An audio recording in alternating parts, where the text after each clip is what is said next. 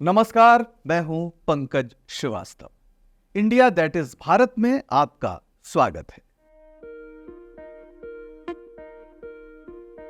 दुनिया इस समय एक बड़े संकट से गुजर रही है।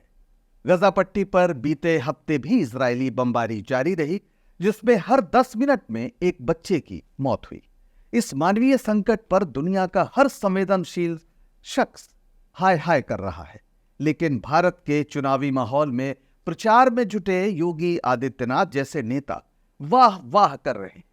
उनके लिए यह नरसंहार ध्रुवीकरण के जरिए वोट बटोरने का एक मौका है। इस बीच कांग्रेस नेता प्रियंका गांधी ने बेहद साहसी बयान दिया है। उन्होंने संयुक्त राष्ट्र महासभा में युद्ध विराम प्रस्ताव पर हुई वोटिंग के दौरान भारत की गैर हाजिरी को शर्मनाक बताते हुए महात्मा गांधी की इस उक्ति को याद किया है कि आग के बदले आग की नीति से दुनिया अंधी हो जाएगी। बहरहाल भारत सरकार इस सबसे बेजार विपक्ष की मुस्के कसने में जुटी है। विपक्षी नेताओं की फोन टैपिंग का एक और सनसनीखेज आरोप सामने आया है। आईफोन बनाने वाली कंपनी ने विपक्षी नेताओं को अलर्ट किया है कि सरकार उनके फोन टैप करा रही है। बहरहाल सबका हिसाब लेने में जुटी मोदी सरकार अपना हिसाब देने को तैयार नहीं। उसने सुप्रीम कोर्ट में पूरी बेशर्मी से कहा कि जनता को इलेक्टोरल बॉन्ड के जरिए राजनीतिक दलों का खजाना भरने वालों का नाम जानने का हक नहीं है। साथ ही दिल्ली के मुख्यमंत्री अरविंद केजरीवाल की गिरफ्तारी की चर्चा ने भी इस पूरे हफ्ते राजनीतिक गलियारों को सरगर्म रखा। बीते हफ्ते दुनिया एक खूनी तमाशे में तब्दील होती नजर आई। एक दिल दहलाने वाला तमाशा जिसमें दुधमुहे बच्चों को बारूद में भूना गया। 7 अक्टूबर को इजराइल पर हुए हमास के हमले के बाद शुरू हुई इस बमबारी से गजा पट्टी में अब तक लगभग 9,000 लोग मारे जा चुके हैं। मारे जाने वालों में 2/3 संख्या महिलाओं और बच्चों की है। इनमें बच्चों की संख्या तकरीबन 4,000 है। अंतर्राष्ट्रीय स्तर पर बच्चों के अधिकारों के लिए सक्रिय संगठन सेव द चिल्ड्रन ने कहा है कि हर 10 मिनट में एक बच्चे की मौत हो रही है।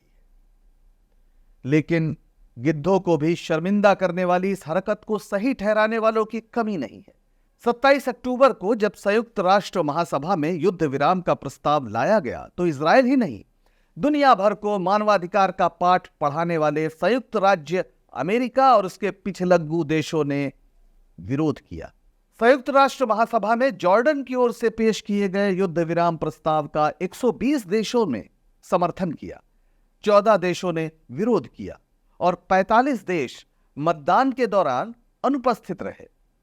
युद्ध विराम का प्रस्ताव भारी बहुमत से पारित हो गया। संयुक्त राष्ट्र संघ दुनिया की सबसे बड़ी पंचायत है, लेकिन इजराइल ने युद्ध विराम करने के इसके फैसले को मानने से इनकार कर दिया। उसकी बमबारी लगातार जारी है। गजा में इजराइल जो कुछ कर रहा है उसे आतंकवाद के जवाब में आतंकवादी बन जाना कहते हैं। यह आतंकवाद से लड़ाई नहीं, नरसंहार है, जिसका असल मकसद फिलिस्तीन को पूरी तरह मिटा देना है। इजराइल के इस रवैये से दुनिया के तमाम देशों में नाराजगी बढ़ रही है। लैटिन अमेरिकी देश बोलीविया, कोलंबिया और चिली के बाद जॉर्डन ने भी इजराइल से अपने राजदूत वापस बुला लिए हैं। यह संख्या तेजी से बढ़ सकती है। इजराइल का पूरा समर्थन करने वाले अमेरिकी राष्ट्रपति जो बाइडेन ने भी गुरुवार को कहा कि मानवीय राहत के लिए कुछ समय के लिए युद्ध विराम किया जाना चाहिए। बहरहाल इस पूरे प्रकरण पर भारत सरकार का रवैया दुनिया को हैरान कर रहा है।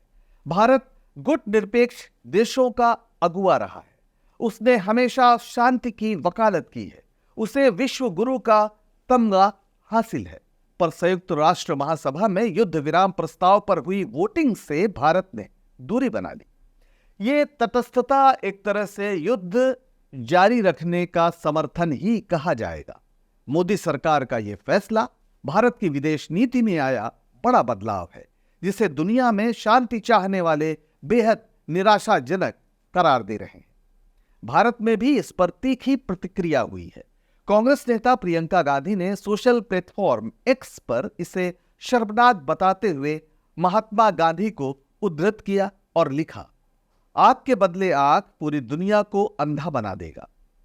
मैं स्तब्ध और शर्मिंदा हूं कि हमारे देश ने गजा में युद्ध विराम के लिए मतदान करने से परहेज किया है। हमारे देश की स्थापना अहिंसा और सत्य के सिद्धांतों पर हुई थी, जिन सिद्धांतों के लिए हमारे स्वतंत्रता सेनानियों ने अपने जीवन का बलिदान दिया। ये सिद्धांत संविधान का आधार हैं, जो हमारी राष्ट्रीयता को परिभाषित करते हैं।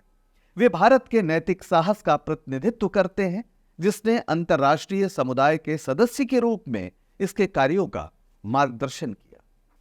जब मानवता के हर कानून को नष्ट कर दिया गया है, लाखों लोगों के लिए भोजन, पानी, चिकित्सा आपूर्ति, संचार और बिजली काट दी गई है, और फिलिस्तीन में हजारों पुरुषों, महिलाओं और बच्चों को खत्म किया जा रहा है, तो स्टैंड लेने से इनकार करना और चुपचाप देखना हर उस चीज के खिलाफ है जिन पर एक राष्ट्र के रूप में हमारा देश अपने पूरे जीवन काल में खड़ा रहा है। प्रियंका गांधी का यह बयान किसी भारतीय नेता की ओर से गजा पर हो रही बमबारी पर दिया गया सबसे तीखा बयान है। प्रियंका गजा के नरसंहार पर काफी विचलित है। उन्होंने दूसरे दिन भी इस मुद्दे पर एक्स पर ही लिखा, गजा में 7,000 मनुष्यों की हत्या के बाद भी रक्तपात और हिंसा का दौर थमा नहीं। इन 7,000 लोगों में से 3,000 मासूम बच्चे थे। कोई ऐसा अंतर्राष्ट्रीय कानून नहीं जिसे कुचला न गया हो, कोई ऐसी मर्यादा नहीं जिसे तार तार न किया गया हो, कोई ऐसा कायदा नहीं जिसकी धज्जियां न उड़ी हो। मनुष्यता की सामूहिक चेतना आखिर और कितनी जाने चली जाने के बाद जागेगी, या ऐसी कोई चेतना अब बची ही नहीं। प्रियंका गांधी ने जिस मनुष्यता और उससे जुड़ी चेतना का जिक्र किया है, वो किसी राष्ट्र के सभ्य होने की शर्त है। लेकिन अफसोस कि आज यह भारत का मौजूदा सत्ता सूत्र संभालने वालों के लिए एक अजनबी विचार की तरह। तभी तो राजस्थान में चुनाव प्रचार करने पहुंचे यूपी के मुख्यमंत्री योगी आदित्यनाथ ने एकदम उलट बात कही। उन्होंने 1 नवंबर को अलवर की एक रैली में कहा, तालिबान का उपचार तो बजरंगबली की गदा ही है। देख रहे हैं इस समय गजा में इजरायल तालिबानी मानसिकता को कैसे कुचलने का काम कर रहा है, सटीक एकदम निशाना मार मार के। गौर कीजिए, गजा में बच्चों और महिलाओं का नरसंहार खुद को संत और योगी बताने वाले एक राजनेता के लिए सटीक हमला है। यही नहीं, उन्होंने इसे बजरंगबली की गदा का प्रहार बता दिया। हैरानी होती है कि कोई धार्मिक व्यक्ति ऐसा कह सकता है। क्या बजरंगबली की गदा ने निर्दोष बच्चों और महिलाओं की जान ली थी, या वो अत्याचारियों पर चलती थी? लगता है कि सांप्रदायिक ध्रुवीकरण कराने को तड़प रहे योगी आदित्यनाथ धर्म का मर्म ही भूल गए हैं। क्षमा और करुणा धर्म का मूल है। वैसे मोदी जी को भी कहां याद है कि भारत का ध्येय वाक्य है सत्यमेव जयते, और सत्य पारदर्शी होता है, वरना सरकार सुप्रीम कोर्ट में यह कहने की हिम्मत न करती कि वो इलेक्टोरल बॉन्ड से जुड़ी जानकारी सार्वजनिक नहीं करेगी। दरअसल भारत के मुख्य न्यायाधीश DY चंद्रचूड़ के नेतृत्व वाली सुप्रीम कोर्ट के 5 न्यायाधीशों की संविधान पीठ इलेक्टोरल बॉन्ड की कानूनी वैधता से जुड़े मामले की सुनवाई कर रही है। आइए आपको बताते हैं कि इलेक्टोरल बॉन्ड की कहानी क्या है। भारत सरकार ने इलेक्टोरल बॉन्ड योजना की घोषणा 2017 में की थी। इस योजना को सरकार ने 29 जनवरी 2018 को कानून बनाकर लागू किया था। इस योजना के तहत भारतीय स्टेट बैंक राजनीतिक दलों को धन देने के लिए बॉन्ड जारी कर सकता है। इलेक्टोरल बॉन्ड में भुगतानकर्ता का नाम नहीं होता है, केवल उन्हीं राजनीतिक दलों को इलेक्टोरल बॉन्ड के जरिए चंदा दिया जा सकता है जिन्होंने लोकसभा या विधानसभा के लिए पिछले आम चुनाव में डाले गए वोटों का कम से कम 1% वोट हासिल किया हो। पहले कॉरपोरेट कंपनियां मुनाफे का 7.5% ही चंदा दे सकती थी। इस प्रावधान को हटा दिया गया है। विदेशी कंपनियों को भी भारत में पंजीकृत अपनी सहायक कंपनियों के माध्यम से भारतीय राजनीतिक दलों को दान देने की अनुमति दे दी गई है। सरकार के पास तब राज्यसभा में बहुमत नहीं था, इसलिए इससे जुड़े नियमों को मनी बिल के तहत पारित कराया गया था। इस योजना को रिश्वतखोरी बताते हुए ADR यानी एसोसिएशन फॉर डेमोक्रेटिक रिफॉर्म्स ने 2017 में और मार्क्सवादी कम्युनिस्ट पार्टी ने 2018 में याचिका दायर की थी। इस हफ्ते सुप्रीम कोर्ट में शुरू हुई सुनवाई के दौरान याचिकाकर्ताओं के वकील प्रशांत भूषण ने कहा कि बीते 5 साल में कुल इलेक्टोरल बॉन्ड का 57% अकेले बीजेपी को मिला है। बीजेपी को बीते 5 सालों में 5,000 करोड़ रुपए से ज्यादा बॉन्ड के जरिए प्राप्त हुए हैं। लगभग सभी बॉन्ड्स कॉरपोरेट कंपनियों ने खरीदे हैं। इन बॉन्ड के जरिए कॉरपोरेट जगत सीधे सरकार को रिश्वत देता है। संविधान के अनुच्छेद 19(1)(a) के तहत नागरिकों को यह जानने का अधिकार है कि राजनीतिक दलों को कहां से चंदा प्राप्त होता है। लेकिन कभी राजनीति में शुचिता की बात करने वाली बीजेपी जब पूर्ण बहुमत में सरकार चला रही है तो विचार बदल गए हैं। सुप्रीम कोर्ट में सरकार ने दलील दी है कि जनता को यह जानने का हक नहीं है कि पार्टियों को चंदा कहां से मिलता है। सुप्रीम कोर्ट ने सुनवाई के दौरान एक अहम टिप्पणी की। उसने कहा, इलेक्टोरल बॉन्ड की योजना समान अवसर उपलब्ध कराने में भी नाकाम रही है। इसमें दानकर्ताओं की पहचान छिपाने का मामला भी अजीबोगरीब है। सरकार को दानकर्ता के बारे में सारी जानकारी है, लेकिन विपक्ष को कोई जानकारी नहीं है। सरकार की इस दलील को स्वीकार करना थोड़ा मुश्किल है कि मतदाताओं को राजनीतिक दलों की फंडिंग का स्रोत जानने का अधिकार नहीं है। मोदी सरकार का यह रुख बताता है कि कुछ तो है जिसकी पर्दादारी है। पर एक सवाल सुप्रीम कोर्ट से भी बनता है। 2017 में याचिका दायर हुई और 6 साल बाद मिलॉर्ड इसे लेकर गंभीर हुए हैं। आखिर इस ढिलाई की क्या वजह हो सकती है? खैर, मोदी सरकार अपना हिसाब तो नहीं देना चाहती, लेकिन विपक्षी दलों के पल पल का हिसाब रखने में जुटी है। बाकायदा विपक्षी दलों के नेताओं के फोन टैप कराए जा रहे हैं। यह बात अब आरोप भर नहीं रह गई है। आईफोन निर्माता कंपनी एप्पल की ओर से तमाम विपक्षी नेताओं को अलर्ट भेजा गया है। इस अलर्ट में कहा गया है कि सरकार की ओर से उनके फोन हैक कराए जा रहे हैं। जिन लोगों को यह अलर्ट भेजा गया है उनमें कांग्रेस नेता राहुल गांधी के दफ्तर के कर्मचारी, तृणमूल कांग्रेस नेता महुआ मोइत्रा, शिवसेना नेता प्रियंका चतुर्वेदी, कांग्रेस नेता शशि थरूर, पवन खेड़ा और केसी वेणुगोपाल के अलावा सीपीएम नेता सीताराम येचुरी, समाजवादी पार्टी प्रमुख अखिलेश यादव, आम आदमी पार्टी नेता राघव चड्ढा और एआईएमआईएम के नेता असदुद्दीन ओवैसी प्रमुख हैं। एप्पल के अलर्ट में लिखा गया था, एप्पल को लगता है कि आपको स्टेट स्पॉन्सर्ड अटैकर्स की ओर से निशाना बनाया जा रहा है, जो आपकी एप्पल आईडी से जुड़े आईफोन को रिमोटली हैक करने की कोशिश कर रहे हैं। ये अटैकर्स आपको निशाना आपकी पहचान या आपके काम की वजह से बना रहे हैं। यदि आपके उपकरण के साथ किसी राज्य प्रायोजित हमलावर ने छेड़छाड़ की है तो वे आपके संवेदनशील डेटा, आपकी बातचीत, यहां तक कि कैमरा और माइक्रोफोन तक दूरस्थ रूप से पहुंचने में सक्षम हो सकते हैं। जाहिर है, एप्पल के अलर्ट को लेकर तीखी प्रतिक्रिया हुई है। कांग्रेस नेता राहुल गांधी ने सरकार को सीधे चुनौती दी है। उन्होंने कहा है कि अडानी की घेरेबंदी की वजह से मोदी सरकार परेशान हो गई है और विपक्ष को दबाना चाहती है। उन्होंने कहा कि मोदी नहीं, देश के नंबर 1 आदमी अब अडानी है। मोदी जी की जान इसी तोते में बसती है। जैसे ही हम अडानी जी को टच करते हैं, इंटेलिजेंस एजेंसीज, स्नूपिंग, सीबीआई, मैं पहले सोचता था number 1 prime minister, number 2 Adani, number 3 Amit Shah. Actually गलत है। Number 1 Adani, number 2 prime minister, number 3 Amit Shah. अब हिंदुस्तान की पॉलिटिक्स हमें समझ आ गई है और अदानी जी बच के नहीं निकल सकते, क्योंकि अदानी जी को हमने ऐसे घेरा है, तोते को हमने ऐसा पकड़ा है कि वो बच के नहीं निकल सकता है। और इसीलिए सारा का सारा हो रहा है। डिस्ट्रैक्शन पॉलिटिक्स, कि देश की निगाह, ऑपोजिशन की निगाह पिंजरे में बैठा हुआ तोते की ओर ना चले जाए। तो हमें काफी क्लैरिटी है। बीते हफ्ते विपक्ष के दो और नेता लगातार चर्चा में रहे, आम आदमी पार्टी के संयोजक अरविंद केजरीवाल और टीएमसी सांसद Mahua Moitra.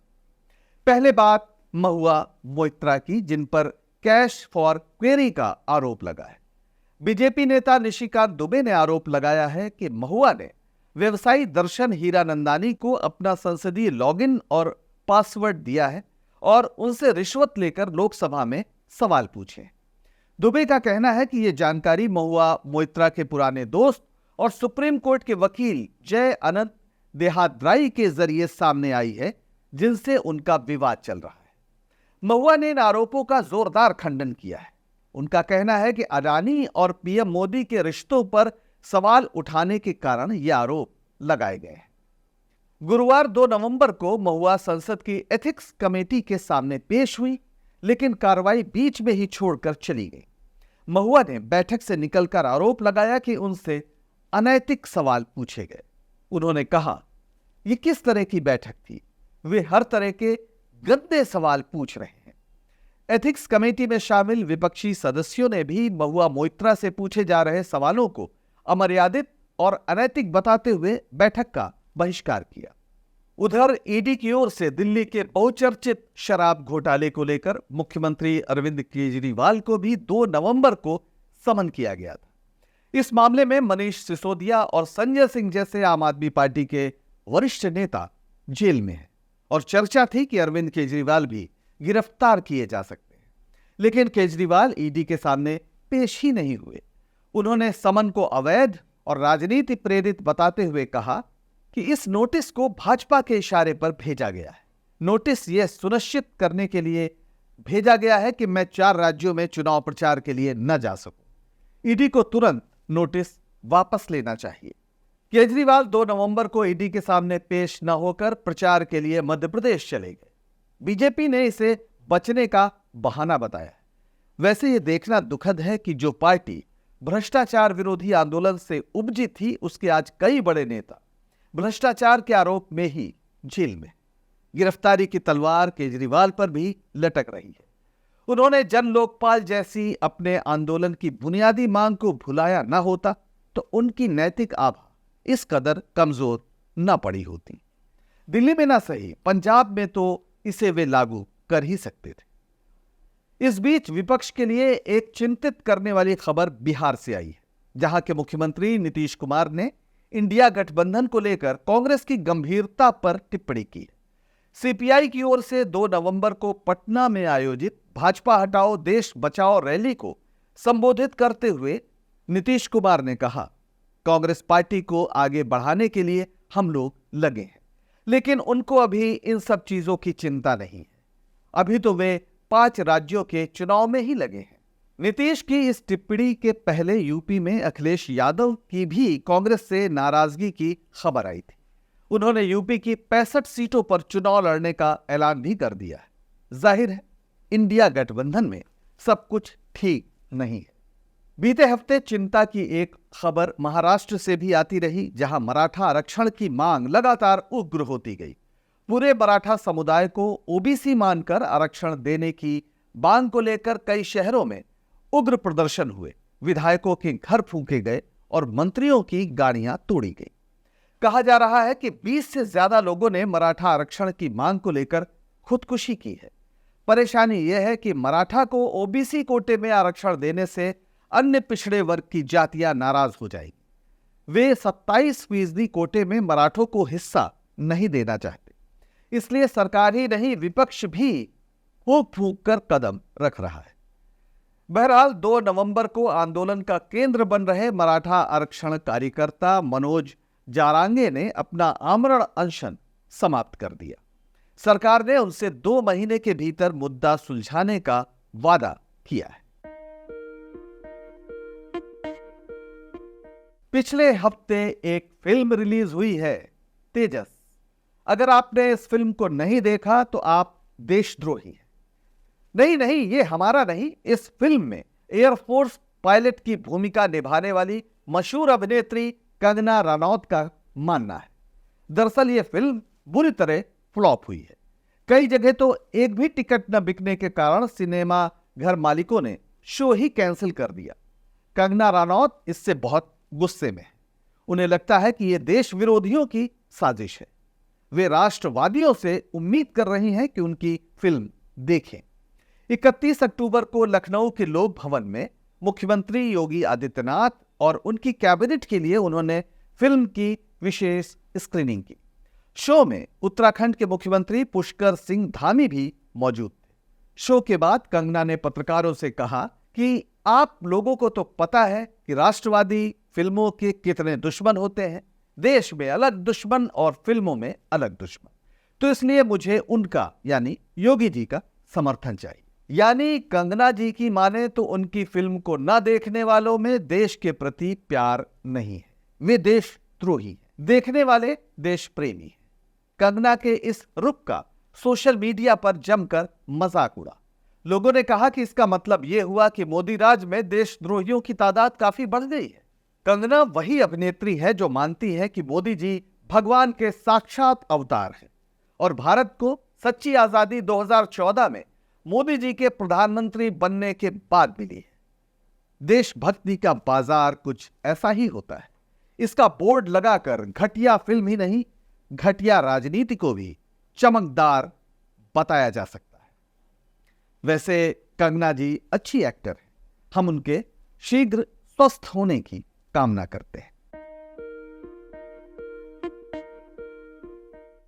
India that is Bharat show के अंत में हम हमेशा आपको एक कविता सुनाते हैं। आज एक बार फिर पेश है फिलिस्तीन के महान कवि महमूद दरवेश की कविता। कविता का शीर्षक है एक आदमी के बारे में। उन्होंने उसके मुंह पर जंजीरें कस दी, मौत की चट्टान से बांध दिया उसे। उन्होंने उसके मुंह पर जंजीरें कस दी, मौत की चट्टान से बांध दिया उसे और कहा तुम हत्यारे हो। उन्होंने उससे भोजन, कपड़े और अंडे छीन लिए, फेंक दिया उसे मृत्यु कक्ष में और कहा चोर हो तुम। उसे हर जगह से भगाया उन्होंने, प्यारी छोटी लड़की को छीन लिया और कहा शरणार्थी हो तुम।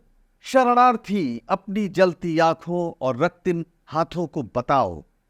शरणार्थी अपनी जलती आंखों और रक्तिम हाथों को बताओ, रात जाएगी, कोई कैद, कोई जंजीर नहीं रहेगी।